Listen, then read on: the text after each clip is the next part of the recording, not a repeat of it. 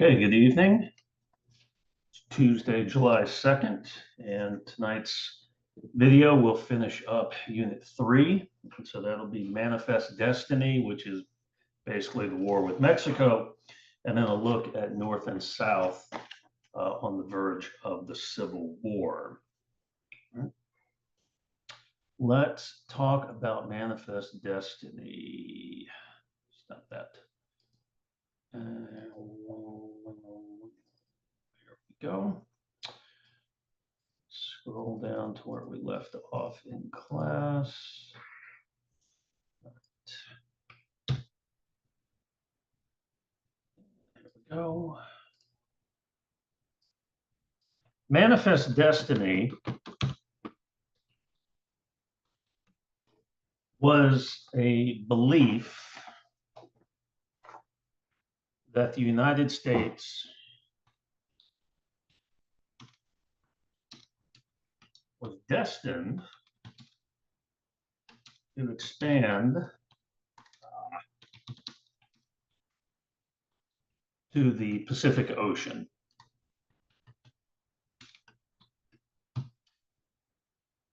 This was a belief that had been hanging around really since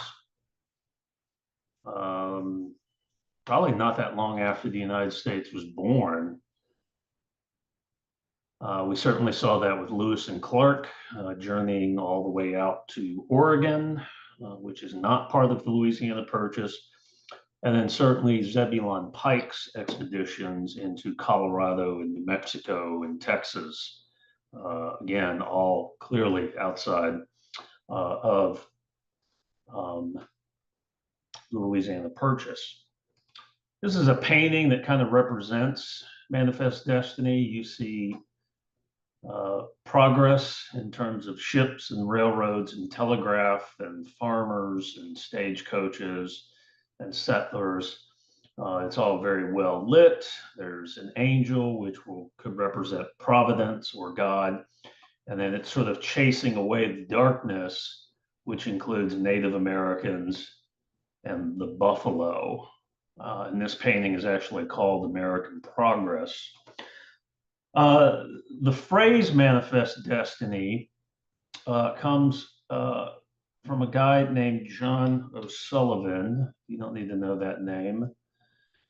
And I'll give you the quote. Oops. Well, I pasted it up there. Here we go. Sorry. It is the claim by the right of our manifest destiny to overspread and to possess the whole of this continent for the development of the great experiment of liberty and federated self-government entrusted to us. So there are themes in Manifest Destiny, and we kind of see these themes in this quote, but let me sort of go through them one by one. First theme,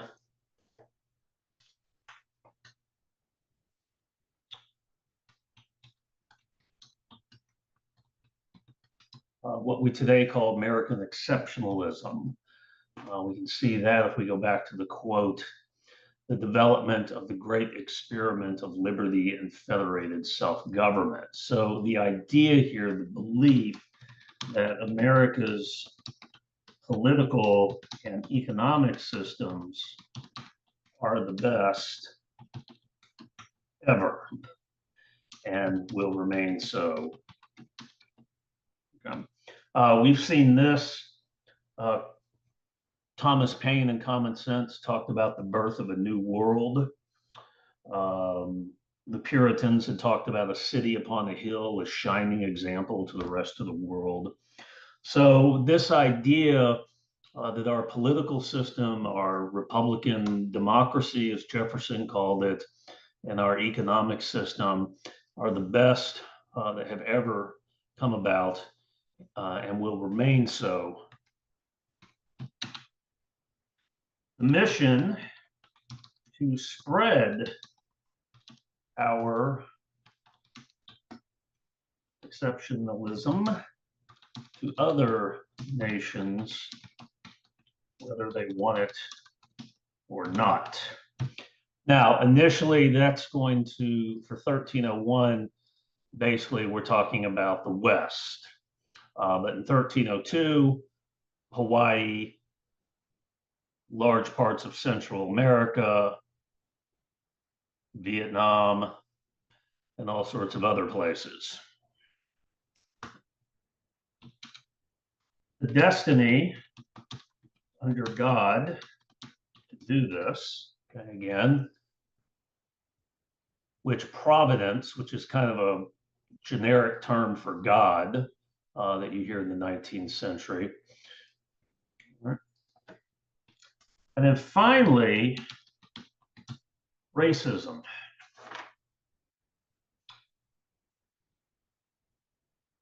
When the original architects of Manifest Destiny were talking about regenerating backwards people, they weren't talking about Native Americans. They were talking about Mexicans. So there'll be a heavy dose of racism in Manifest Destiny. And again, when we get to Hawaii and the Philippines and Korea and Vietnam and all sorts of other fun, happy places, we'll see the same thing. Now, Manifest Destiny at this time period is going to manifest itself in two places. One is Oregon, and the other is Texas. And I want to do Oregon first because that is quicker. Oregon, if we go back to 1818, the Convention of 1818, which we covered way back almost at the beginning, allows for joint settlement of the Oregon Territory for at least 10 years before any attempt at settlement. Well, it's been about 30 years at this point that the United States and Britain have been settling what was called the Oregon Country, which is all of this going up to Alaska. And it was really time to sort of settle this. The British, now the Americans, as you can see here, are claiming all of it, okay, 54-40. The British are also claiming all of it, coming down to 42. Obviously, Britain wants access to the Pacific because of trade. Trade with China, in India and the Far East is clearly the future. And so the British wanted to make sure that they had some land touching the Pacific Ocean so that they could trade with the Far East. The Americans felt the same way. After a lot of back and forth between the United States and Great Britain, the decision was made to simply divide the Oregon Territory here at the 49th parallel, okay, with the exception of Victoria Island. This is British, the whole island. But other than that, and that's very clean because it takes the Convention of 1818's other provision, the 49th parallel, and it just runs it out.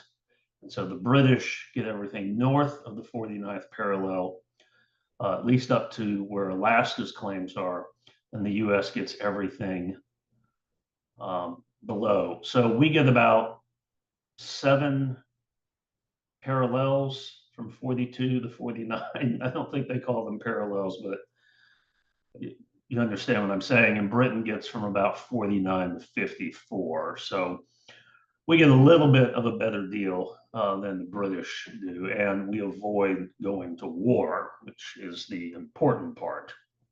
So that takes care of the problems with Oregon. Texas is a completely different problem. Now, Texas had become an independent country following the Texas Revolution. The problem is what are the borders of Texas and what are the borders of Mexico? And this striped area was pretty much a disputed zone between Mexico and the Republic of Texas. So basically everything south of San Antonio and everything west of 35 was in dispute between Texas and Mexico. And in fact, there were a number of incidents between Mexico and the Republic of Texas during the period where Texas was independent. In fact, Mexico's army actually came up and took over San Antonio on at least one occasion during that 9-year period. There was also an attempt by troops from the Republic of Texas to seize Santa Fe, which ended in complete disaster for the Texans. When Texas joined the Union, this now became an issue of the US-Mexico border. Nobody knew where it was. The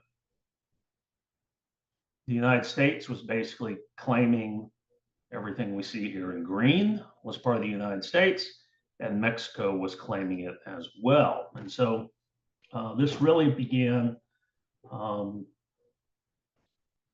to create a diplomatic problem for the United States. Now, the president at the time was James Polk, the 11th president of the United States. And he was bound to determine that he was going to have all of Texas, the disputed zone, New Mexico, and frankly, a whole lot else. So in January of 1846,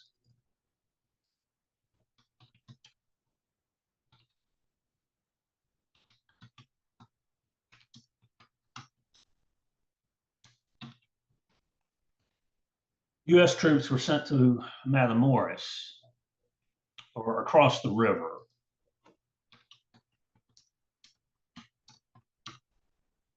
So right here, this tiny little dot there is Matamoros. So just across the Rio Grande, that is where troops were sent to. Now, Mexico saw this as an invasion of their territory. And so Mexico sent troops to the same area. So you have these two armies, here's a close-up, camped out across from each other right here at the bottom of Texas. And on April 24th,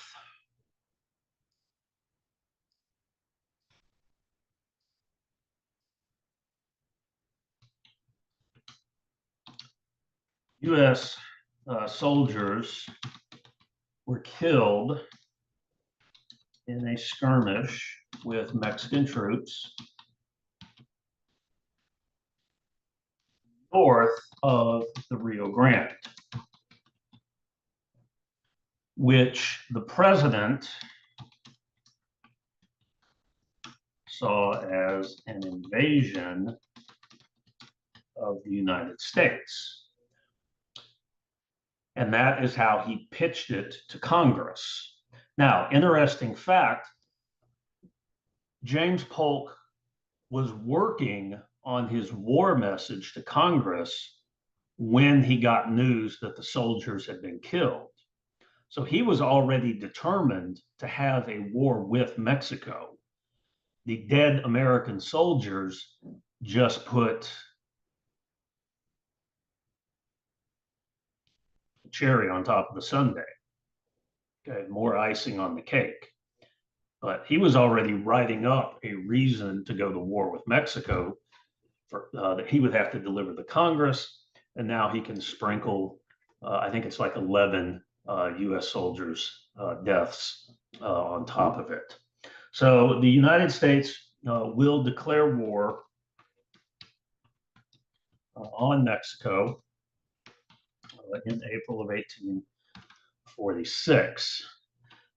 This is not a particularly noble war. Mexico was a broke, exhausted nation.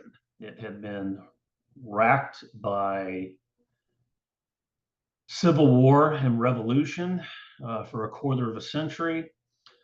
Spain, when Spain had been kicked out of Mexico, the Spanish had flooded all of the gold and silver mines.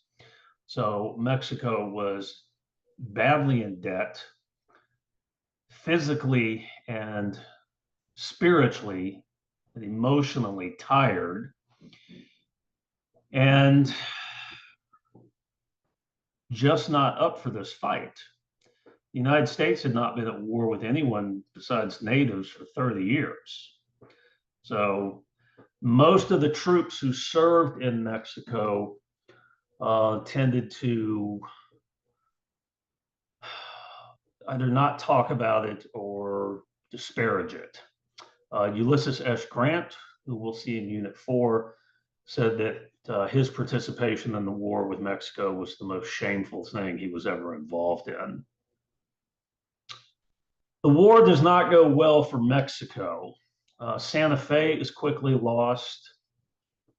Everything in California worth having is lost. San Francisco, Monterey, San Gabriel.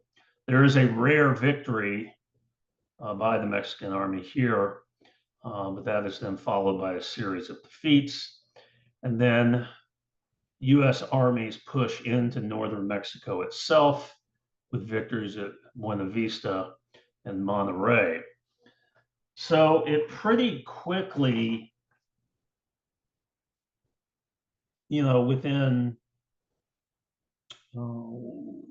less than a year, Mexico has lost all of Texas and all of the Southwest. This is all gone. California, what's now Utah, Nevada, New Mexico, Colorado. I feel like I'm leaving a state out. Oh, well. And large parts of northern Mexico are gone as well. So it raises the question, why does this war continue after it so obviously has not gone well for Mexico? Well, there's a couple of reasons.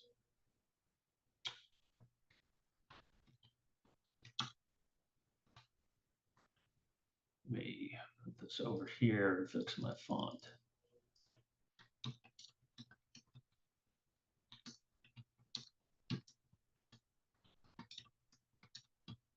No one in Mexico's government would negotiate with the United States. And Mexico's governments also kept collapsing. A new government would come into power and they wouldn't want to negotiate, and then that government would collapse and another government would come into power and that government wouldn't negotiate and it would collapse. Things got so bad that eventually Santa Anna returned to power in Mexico. He'd been run off after losing Texas, but he came back from Jamaica and returned to power. So finally, the U.S. decided it would have to invade Mexico proper. So there are landings here at Veracruz, a battle here at Cerro Gordo, and then several battles, kind of taking the same route that Cortez had taken with to conquer the Aztecs. So coming up here, Contreras, El Molino del Rey, Chapultepec, Churubusco, and then eventually conquering Mexico City itself. But even after conquering Mexico City, the United States still could not get anybody to negotiate with us. And so this left the United States becoming an occupying army in Mexico City. And there was a lot of resentment, and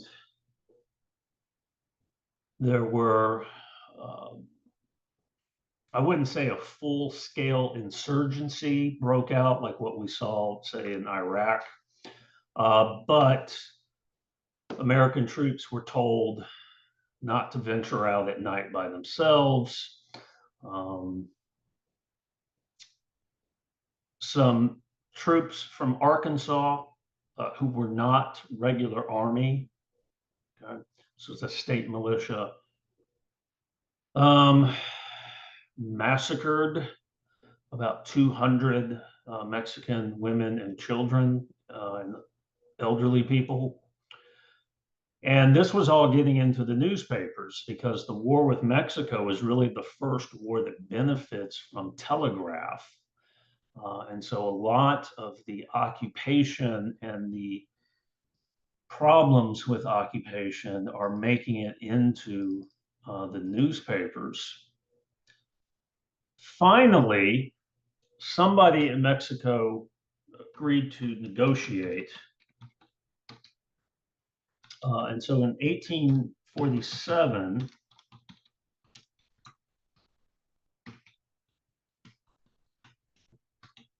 the Treaty of Guadalupe Hidalgo was signed between the United States and Mexico. It'll be ratified in 1848, but it's signed in 1847 by our diplomat. U.S. sells, I'm sorry, Mexico sells the Southwest to the U.S. for 15 million. So basically California and the southwestern states are sold. And second, the Rio Grande, set as the U.S.-Mexico border for Texas. And third,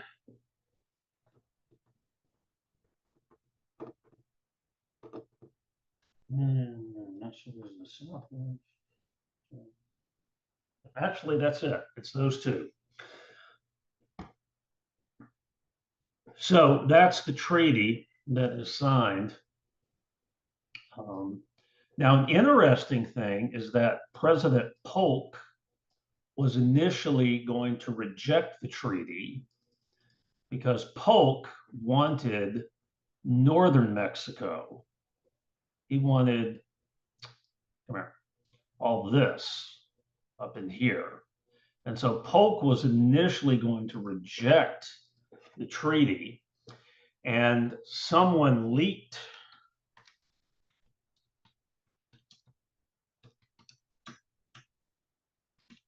it to the press, and U.S. public reaction was to take the treaty, was to sign the damn treaty.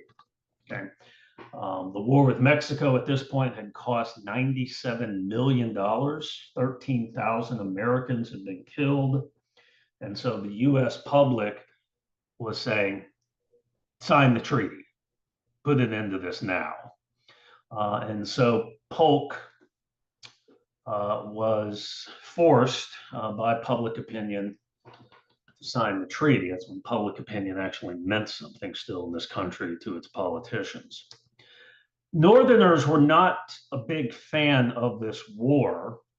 The North viewed this war as a land grab for slavery, because remember, the Mississippi Compromise, everything south of 3630. So that's a huge chunk of territory. And again, nobody knew how much of Mexico we were going to take, or even what's called Baja California, this part. So Northerners saw this as just a land grab for slavery, okay? That Texas, which some of you don't know this, the original idea is that Texas would become 5 states, okay? So there's 5 more slave states, and God only knows how many other slave states we can carve out of Mexico. So this was not something that the North viewed favorably. To that end, Senator David Wilmot introduced the Wilmot Proviso. And that stated that none of the territory gained from Mexico, polite way of putting it, could have slavery in it. Okay. Now, failed to pass. Okay. So he puts forward this piece of legislation. It's called the Wilmot Proviso. None of the territory gained from Mexico could have slavery in it. It fails to pass. So why do we remember the Wilmot Proviso? Why do I mention the Wilmot Proviso? Because the Wilmot Proviso is now considered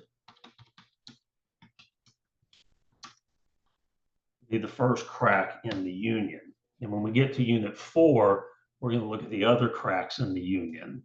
But Wilmot Proviso is now considered the first crack that will eventually lead to disunion and civil war. Right. North and South in the antebellum era. So we are coming up to the Civil War. And so it would be good for us to sort of look at the North and the South on the verge of the war. I'm going to start with the South. The South was still very much an agricultural economy. Cotton is still king.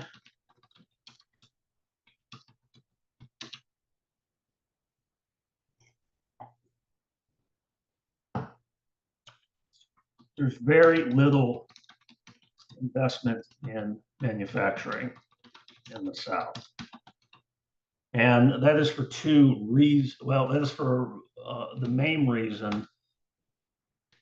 Cotton profits are simply going back into cotton and slaves, okay? Whereas in the North, you might make a profit and invest it in a new company, or you might try to upgrade your manufacturing process at your factory or something like that. It's all going back into cotton and slaves. There's a severe lack of diversification. So this quote, that's a pretty long one, but I want to give it to you. This is from Frederick Law Olmsted. Oh, I don't think that anymore. Go to the new one. Set this to the left. Shrink a dink.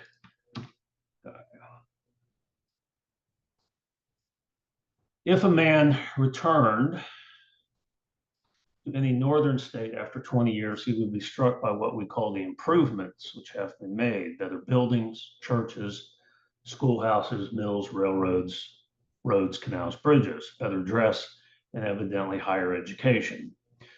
But where will the returning traveler see the accumulated cotton profits of 20 years in Mississippi? Ask the cotton planter for them, and he will point in reply not to dwellings, libraries, churches, schoolhouses, mills, railroads, or anything of its kind. He will point to his Negroes, to almost nothing else. And so all that money that was being made from cotton was simply being invested back into cotton and slaves. Wealth and status in the South centered on cotton and slaves. That was it. Now, there is some manufacturing in the South, obviously, but as we'll see in a few moments, nowhere near as it is in the North. The South also had a very rigid social ladder. And so I want to sort of take you through that. Okay. At the top of the social ladder were the group called the planters. And to qualify as a planter, a person had to own 20 slaves. Now,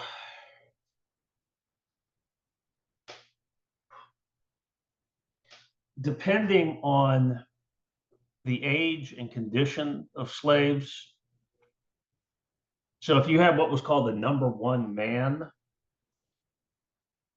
that's a male slave, ages 18 to 30. On the female side, you have what's called a number one girl, or no, a fancy girl. What's called a fancy girl, 18 to 25, childbearing years. In today's dollars, $40,000 each. Okay. So that's what we're talking about there. We were talking about a monumental amount of money. So owning 20 slaves, that really kind of puts you, at the top of the hierarchy. In the 1860 census, planters made up 4% of the slave state population.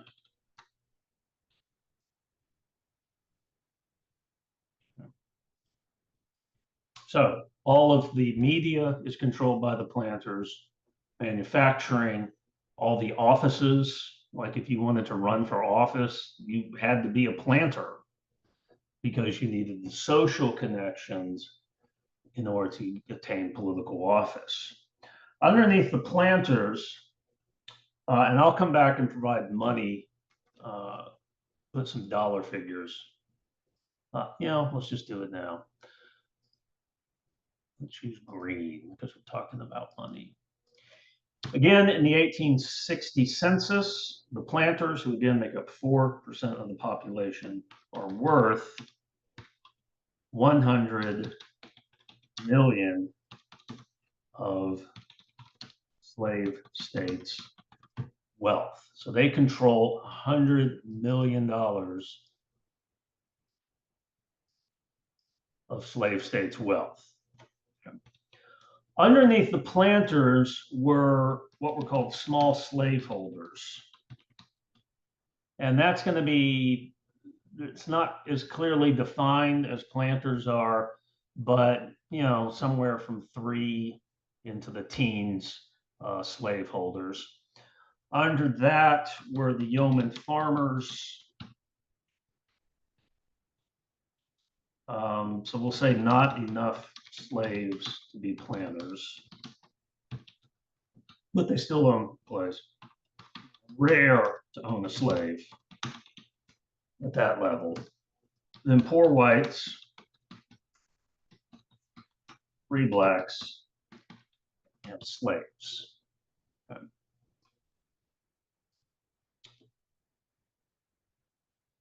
The planters, I said, controlled $100 million of slave states' wealth. These groups all put together, small slaveholders, yeoman farmers, poor whites, free blacks. So the other 96% of white South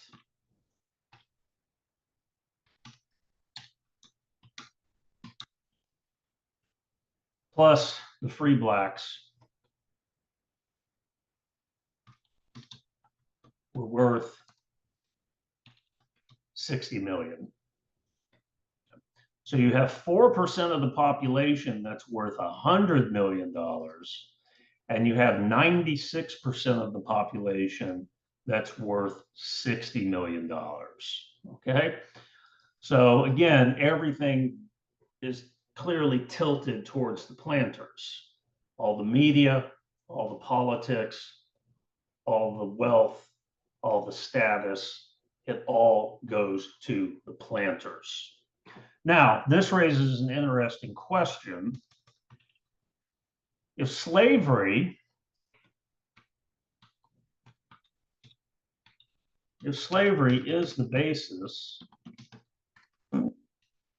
of planter wealth, why didn't the other 96% of white Southerners overthrow that system and basically respread the wealth? Now, if we were in class, I would sort of take you through, if the answers didn't come immediately, there would be some clues and stuff I would throw out. I'm going to go ahead and just tell you. One, it's a ladder. Okay. Again, this is the social ladder of the South. And so it was possible, maybe not for you, but maybe for your children, to get up to the yeoman farmer section. And then maybe from the yeoman farmer, your grandchildren might make it up to small slaveholders. Or perhaps your grandchildren might get up to the planters. Okay.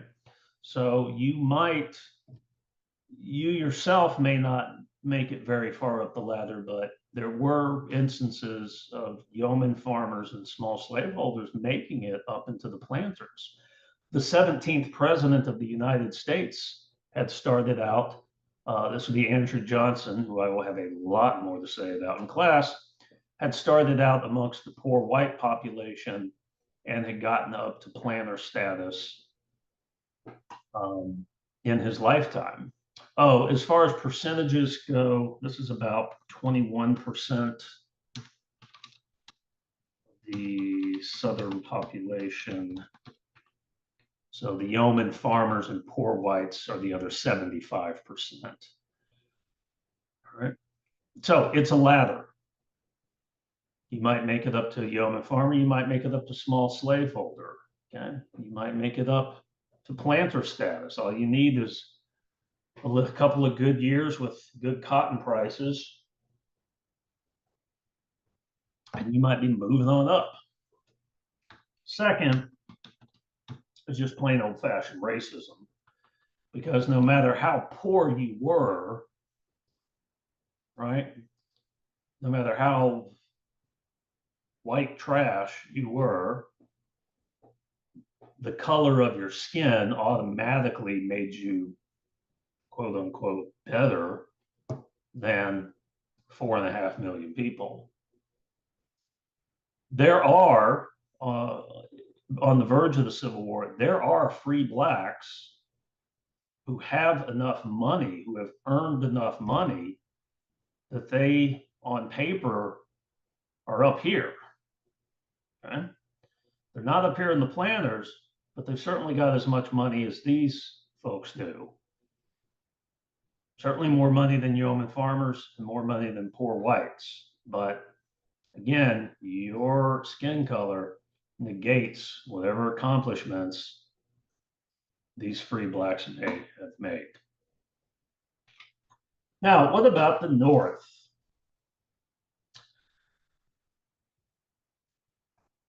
Oh, and there's this stuff, there's these people who believe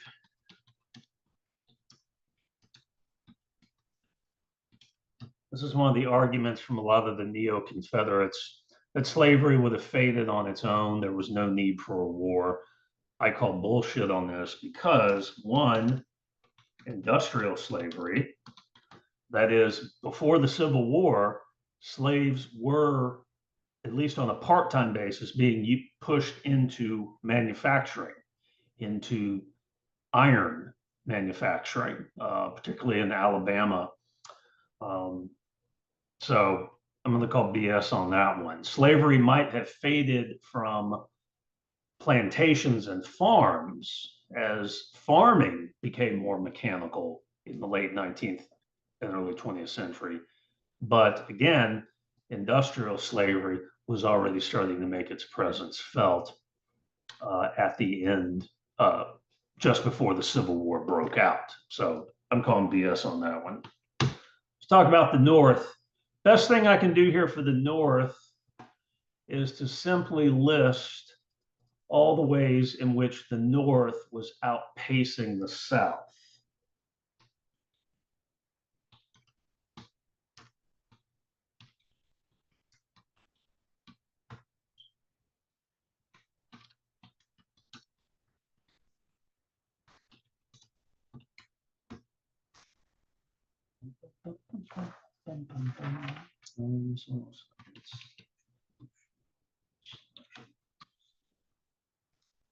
Let's see what else.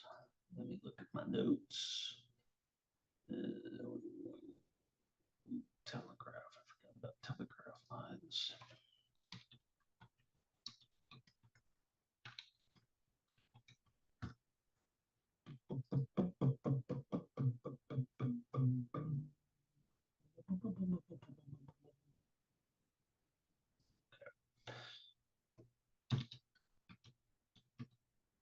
So I think I've made my point here. Railroads. 2/3 of all rail line in the, what we'll go ahead and start calling Union North. Canals, same thing. Bulk of those canals have been built, and the canal craze have been built up north. Ports, the great ports of the North, Boston, Philadelphia, New York. Crop diversity, okay?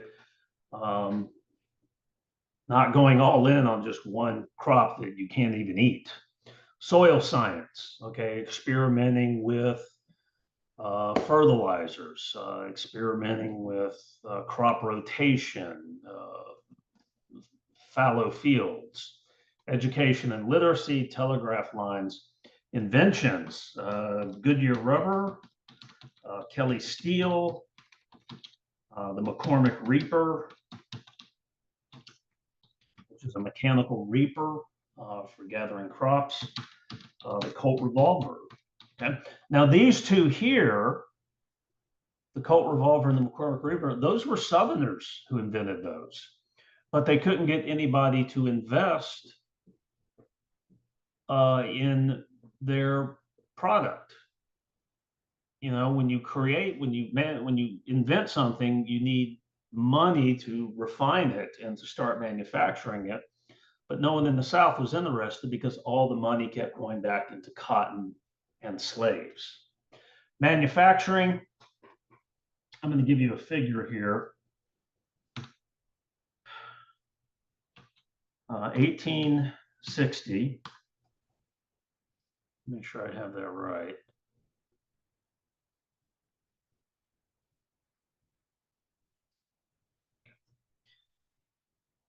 If we take the entire manufacturing output of all 11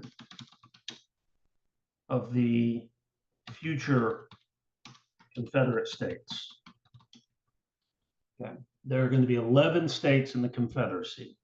So I want you to picture a giant scale, and we take the manufacturing output of all 11 of those Confederate states for the year 1860. So put that on the scale in your mind. That is equal to 1/4 New York States manufacturing. Okay. So one state in the North out-manufactured fourfold all 11 of the Confederate States. As we'll find out when we get into this war, a lot of the war is going to be about manufacturing and about telegraph and about railroads and ports and canals and all that stuff. This is really going to, in very many ways, be a modern war. It's not going to be all about who has the best leadership or who has the most guns. A lot of it is going to be about manufacturing and about the ability to move men and material over great distances. And then population-wise, there's about 5 million whites in the slave states, and there's about 21 million whites in non-slave states. So again, it's going to be a very, very difficult thing for the Confederacy to try to pull away. Okay, let me check the study guide, make sure I didn't miss anything in this video. I covered that. Destiny themes. Yeah, okay. So that is the end of this particular video. Again, your test is on the 8th of July. All right, so enjoy July 4th. Hopefully you don't have to work. And I will see you in class next Monday for your exam. Same format, multiple choice. Need a Scantron and a pencil. All right. Good night.